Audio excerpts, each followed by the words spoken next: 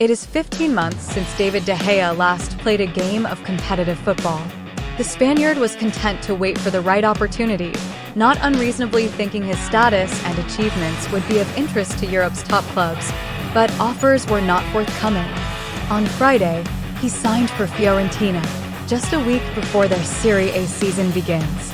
De Gea turns 34 in November and last kicked a ball in Manchester United's FA Cup final defeat to Manchester City in May 2023. He has not even trained regularly with a team during that period. De Gea may have won the Premier League Golden Glove, awarded for keeping the most clean sheets, in his final season at United, but Fiorentina are taking a big risk in signing him. 15 months is a long time in most professional industries, but in football it is an eternity.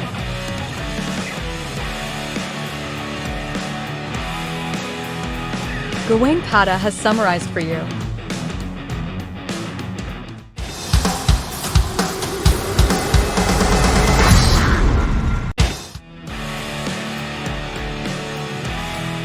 De Gea won't find it easy to return to football at Fiorentina after 15 months out. This is why.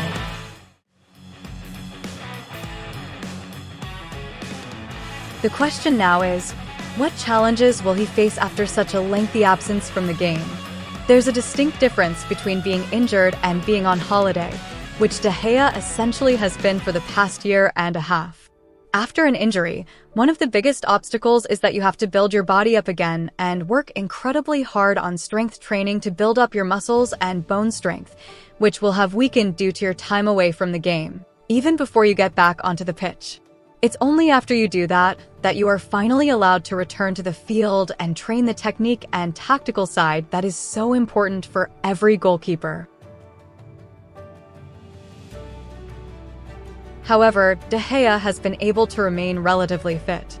He has combined physical and goalkeeper-specific training 3 to 4 times a week with playing padel, one of his favorite hobbies, several hours a week.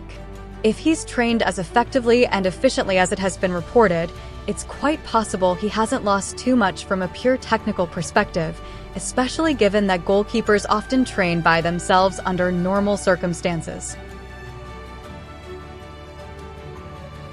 The biggest adjustment from a technical perspective and the hardest thing for him to replicate in individual training, having been away from the game so long, is doing everything at speed and under the type of pressure he would have been exposed to in a professional environment. While De Gea has been able to work on his handling, reflexes, and footwork, one of the reasons United were prepared to let him go in the first place, they aren't the areas I would be most concerned with after missing so much time.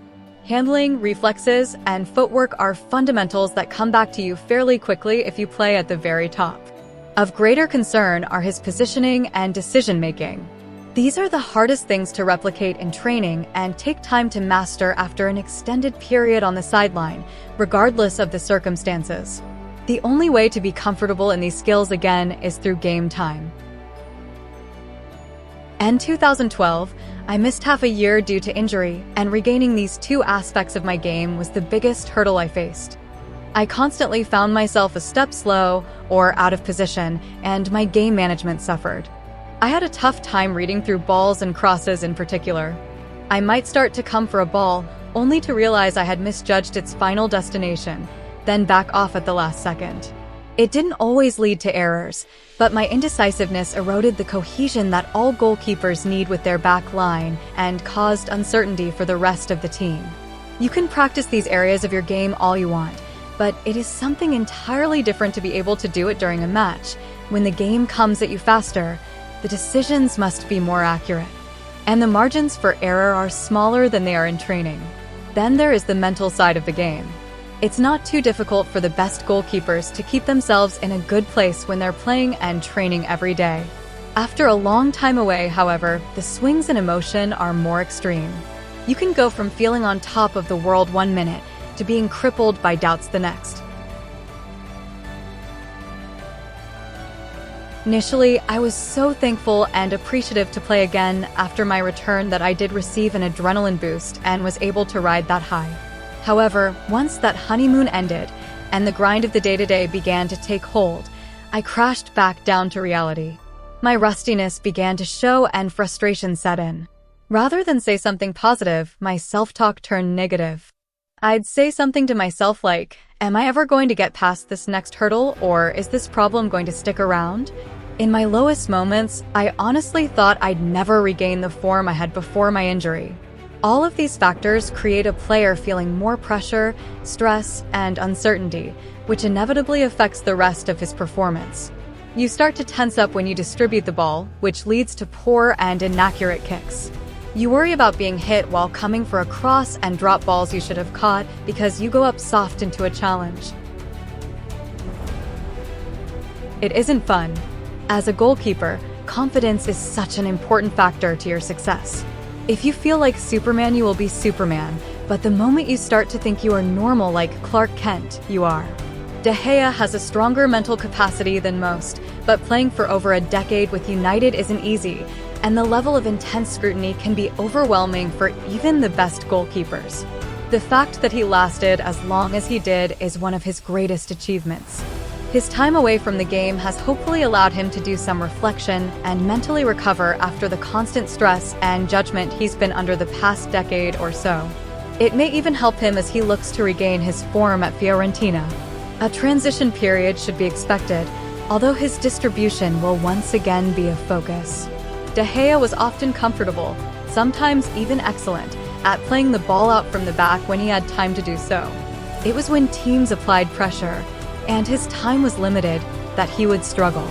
Considering he has been away from the game so long, and the fact that it is impossible to replicate these types of situations without consistent game time and high-pressure environments, it's fair to assume this area of his game will not have improved. The hope for De Gea is that he will step into a situation with a team that tries to minimize the risk with the ball at his feet and instead try and make things as simple as possible for him. One of the teams who does this incredibly well also just so happens to be the team who gave him his professional debut at 17, Atletico Madrid. Their goalkeeper Jan Oblak is stylistically very similar to De Gea and also very average with the ball at his feet. What Atletico's manager Diego Simeone has done well is adapt his system to fit his goalkeeper. Rather than be expected to successfully spray the ball at various lengths across the pitch, he is largely required to be the main pivot at the back and play shorter and easier passes wide to his center-backs or up the middle to his midfielders. This has allowed Atletico to continue playing a modern system while almost completely taking the pressure off the goalkeeper in the process.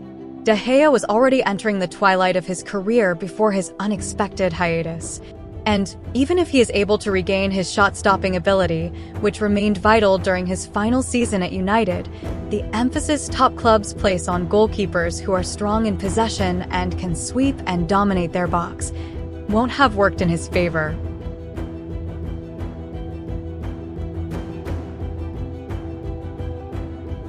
He still has many fine qualities, and it will be very interesting to see how he gets on in Italy.